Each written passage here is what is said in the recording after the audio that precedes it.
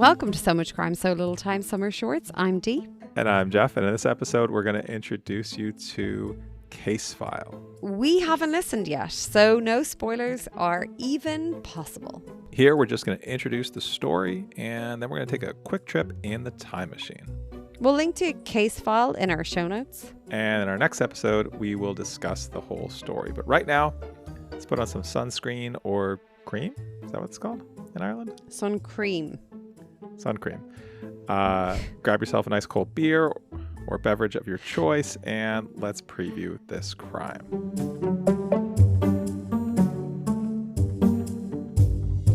All right, Dee. So we're going to be talking about a show called Casefile. Have you listened to this before?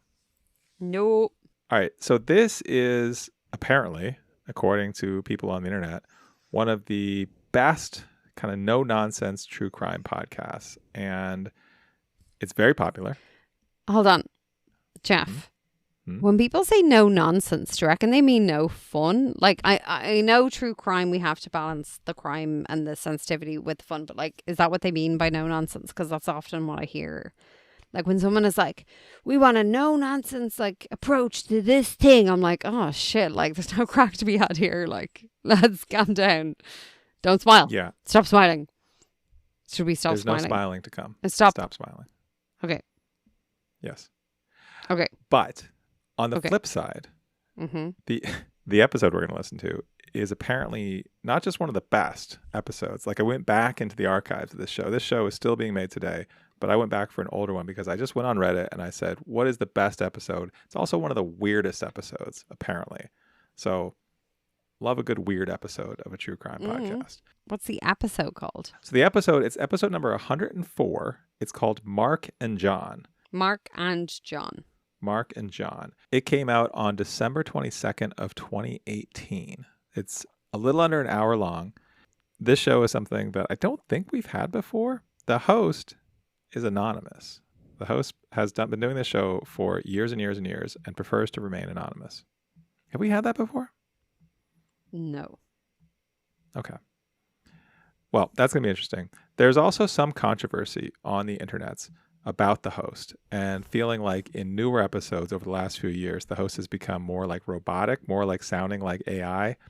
But we're listening to an old episode where I think the host had a little bit more personality, a little bit more inflection in their voice. So I did listen to a bit of a newer episode, and then I listened to the beginning of this episode, and I thought, oh yeah, there's a noticeable difference in this person's voice. Like it sounds like it's the same person. It just sounds like, I don't know, like an AI clone of this person now, which maybe it is. I don't know. But let me tell you about this episode. So this episode, again, is called Mark and John. And here is the synopsis from the Casefile website. Okay. It's the early 2000s. The internet is becoming increasingly affordable and readily available, which led to the soaring popularity of online chat rooms. So logging into the local Manchester teens chat room became a regular occurrence for 16-year-old Stockport student named Mark, who was trying to find a girlfriend online. Mark struck up a private conversation with a user by the name of Rachel West, and his life changed forever. So Rachel introduces him to a world beyond his wildest imagination, but with dire consequences. That's our synopsis. That's where we're going. How do you feel? Teenage boys on the internet. In 2003. Oh, God. I was right. a teenage girl on the internet in 2003. I feel bad about this. It's 59 minutes. I think we can get through it. All right, but before we get there, Dee, I think we should hop in the time machine. We're going to go back to June 29th, 2003. Specifically, we're in a town outside of Manchester, England, with a name that I am going to struggle to pronounce. Altrincham.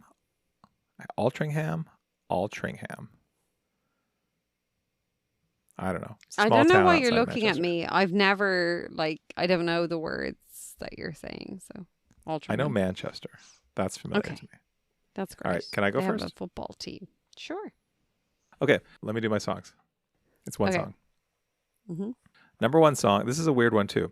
So, at this point in 2003, the number one and number two songs were part of a double A side. It's an unusual, almost impossible concept for a single. Great. These were two contestants from season 2 of American Idol. Okay. This was the first debut song of an artist to debut at number 1 on the Billboard Hot 100. So before we go any further, do you have any idea who the artist is or the song? No. Okay. I'm just going to tell you, and then I'm going to move on to something else.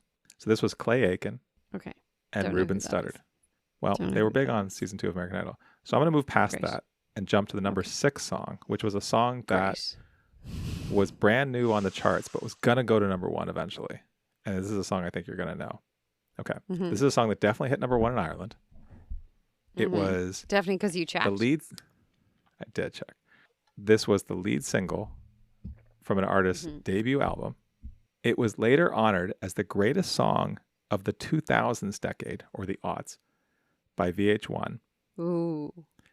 And the best pop song of the 21st century by NME, which, first of all, best song of the 21st century. Like, 21st century has a lot of years left.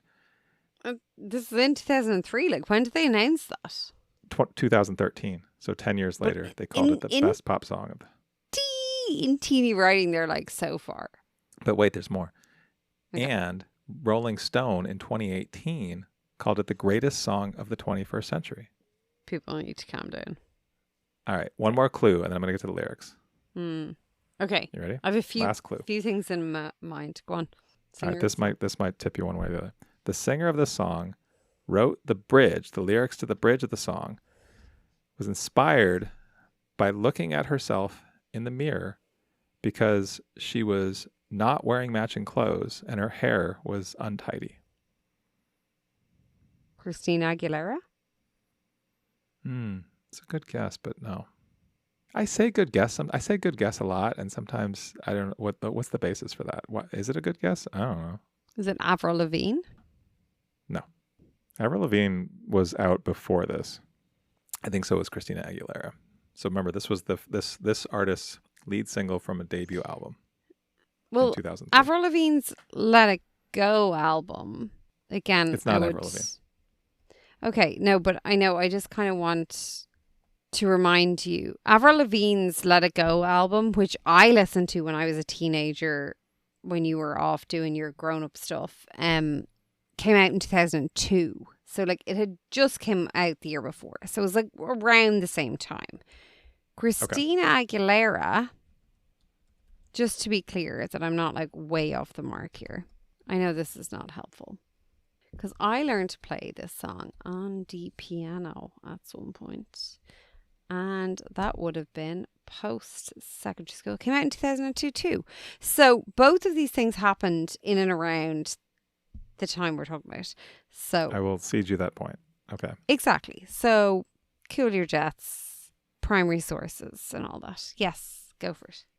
All right. This is the first verse of the song. Okay. I look and stare so deep in your eyes. I touch on you more and more every time. When you leave, I'm begging you not to go. Oh, keep bleeding, keep bleeding, love. No, that couldn't be American Idol. No, it's nothing to do with American Idol. Is it Bleeding Love? What I don't know what that is. Is it called Bleeding Love? No. Okay. Go on. I don't know if it's a clue, but this is a song I know. Oh, okay. Begging you not to go. Call your name 2-3 times in a row. Such a funny thing for me. Pause. Such a funny thing for me. Oh, this is Beyonce. It is Beyonce. What's the song? What was Beyonce's debut single? Crazy in Love? Mm-hmm. Crazy in Love. Yeah, that's it. That's it. It's a great tune, to be fair. It's pretty solid. All right. Very good. That's what I got. What you got? Okay. So we have a movie that this was number 1 in the charts at the time of this crime. I feel like maybe I'll give you a little like synopsis of the movie and just see if you'll get there. But it seems like it's such a shite movie that like there's no way you'll get there. And if you don't, I'm going to tell you the movie and then I'm going to tell you a couple of reviews. And then I have one of the songs from the movie and I want to see if you know what it is. Are you ready? Let's do it. Let's do it. Because I just feel like this movie, I never saw it. It can't be good. Like it just kind of can't. When those movies that just can't be good. Ready? I'm ready. I can't say the first bit because you'll get it. So, insert word. Are ready to go undercover to retrieve 2 missing silver wedding bands containing valuable encrypted information. The new identities of every person in the Federal Witness Protection Program. When witnesses start to turn up dead, only blank blank can stop the perpetrator by using their expertise as masters of disguise, espionage, and martial arts. What? What is this? There's a magic number of 3 here. It's like 3 names in the title? And Beyonce has something to do with it. Is it Charlie's Angels? Yes. It's Charlie's Angels Full Throttle. Oh. Is that the one with... Is that the sequel to the Charlie... Like the Drew Barrymore, Lucy Liu, and... My girl, Drew. Drew Barrymore, Lucy Liu, and Cameron Diaz? Mm-hmm. Oh, I saw this movie. Did you? Okay. Did. Let's see how you go with trivia here. Okay. That was pretty good, right? That I got that? That was pretty good. I mean... 3 it was. I think it was the Beyonce and the 3. Yeah. It's the Beyonce. Which seems to be the common factor because you're like, I know this song. And I'm like, oh, it's Beyonce. It's like, you said you knew the 2000 song. It must be Beyonce. Okay, let me see. What real life favor did Bruce Willis ask of the Angels for his cameo appearance? So Bruce Willis did a cameo appearance in this movie, but he apparently asked, hey, if I'm going to do this, I want a real life favor, and I would love you to know this real life favor. And it makes me fucking love that man even more. Real life favor that isn't creepy and gross. Exactly, yes. What would Bruce Willis have wanted? So from the 3 It's Angels? a PSA. I'll give you that. Public service announcement. Oh, like he wanted them to do like an ad for a cause that he cares about? Yep. What cause does Bruce Willis care about? I don't know. I have no idea. Throw something out there. Something with like pets, animals. No. Mm-mm. Although, now that you say it, I'm like, did I clarify which type? Animals. I never really thought about the animals aspect, even though I've adopted one myself. No, children. Okay, cool. Clarified. Adopting Very close children. with the pets. Actually, he's a really big advocate for adopting children. And he asked the Angels to do a PSA for it. And that was part of his, like, I will come on board if you do. And apparently they gladly did. And I just love that about him. That's pretty great. I love that about him, and I love that about them. Isn't that great? Okay. Yeah, that's nice. That was a nice fun one. Okay, cool. I have a couple of reviews, and then I have a song that I want you to try and guess from the soundtrack. Okay, so I have 6 out of 10 review that I'm going to give you a bit of a thing from, and then I have a 1 out of 10 review, and then I have a 7. Yeah, I have 2 1 out of 10s and a 6 out of 10. Which do you want? 1 out of 10 or 6 out of 10? 1. Okay, let's go for 1. This is titled An Insulting Mess of Crap. Are you ready to join in? I won't read the whole thing because it's freaking long. It's 2 screenshots and it's like still like happening. And I was like, well, Too much. that's too much. Just awful. For a start, even when this film asks you to suspend belief in the name of cheesy entertainment, it's impossible to do so because the action scenes are so inane and inaccurate. The first scene is a prime example. The Angels are discovered trying to free a prisoner from a Mongolian tavern. Facing off against 20 men, one of them slides under a table doing some kind of limbo maneuver, while another jumps across the frickin' room and slides into place next to her buddies on a chair. It goes on and on and on and on and on. I don't think this person understands why people go to a movie like this. Where's the consistency? It's an insult on our intelligence to actually watch. And it just keeps on going and going with crap scene after crap scene. I did jump through a lot there. Yeah. And what's with the weird in-joke with the thin man? It's just plain bizarre. I don't know the thin man thing. Watch if you are looking for a film to ridicule and roll around laughing about how terribly made it is. Do not watch if you want a good movie. Okay. Wow. So that was that. And then there's a 6 out of 10 that I just thought was kind of funny because it was like, what the title is, What on Earth Did You Expect? And I think that's the ideal title for a movie like this. This is a big, shiny, silly, camp summer blockbuster. And I suspect most of the bad reviews are purely because it dares to make fun of itself in a way that Mission Impossible, Die Hard, X-Men, and all those dude-dominated action movies don't. But really, I have to worry about all those people who hated this on seeing it. Did they not see the first movie? Or perhaps they thought the original TV show was a cerebral example of 1970s TV programming? The fact is, if you like the 2000 movie with all the silly in-jokes, cultural references, campy soundtrack, and frankly ridiculous stunts, then you'll enjoy this one just as much. Maybe more, because it also has Demi Moore looking amazing and a Jacqueline Smith cameo. Yeah. Yeah, this person gets it. That one gets it. What on earth did you expect? Seems like gives it a 6 out of 10. It's not like this is the best movie ever. It's like, yeah, this is on point for what they're selling it as. I'm pretty sure I wrote that review back in 2003. Oh my God, are you Ferret Possum? I am. That's my alter ego. Yeah. Ferret Possum. Nice to meet you. Okay. Are you ready? Do you think you can name track 13 on the soundtrack for Charlie's Angels Full Throttle? I mean, no, but let's do it. Okay. I think you will be able to, because this is like such a tune. Fresh new kicks and pants. You gotta like that. Now you know you wanna dance.